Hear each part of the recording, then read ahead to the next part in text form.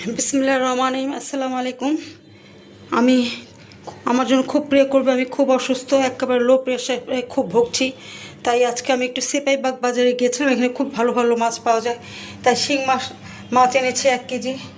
এখানে একটু যে কী বলে এটাকে, ভেটকি মাছ তোমার করার জন্য, একটু ফিশ কেক করার জন্য, মুখের রুচি করার জন্য বাটা মাছ এনেছি। এখানে টাটকিনি মাছ, কিছু ইলিশ মাছ এনেছি, এই যে এই সাইজের চিংড়ি মাছ এনেছি, একটু ঝিঙ্গা দিয়ে লাউ দিয়ে সব কিছু খাবার জন্য কিছু চিচিঙ্গা এনেছি, বিলাতি ধনা পাতাটা এনেছি, এটা খেতে খুব স্বাদ।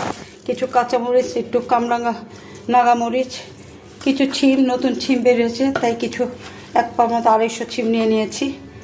যাই হোক, এই যে একটা, এটা খেলে নাকি খুব শক্তি হয়, কেক করে খায়, চিটাগাংয়ের ভেটকি মাছ নাকি। ঠিক আছে, ইনশাল্লাহ যখন রেসিপি করবো ফিরে আসব।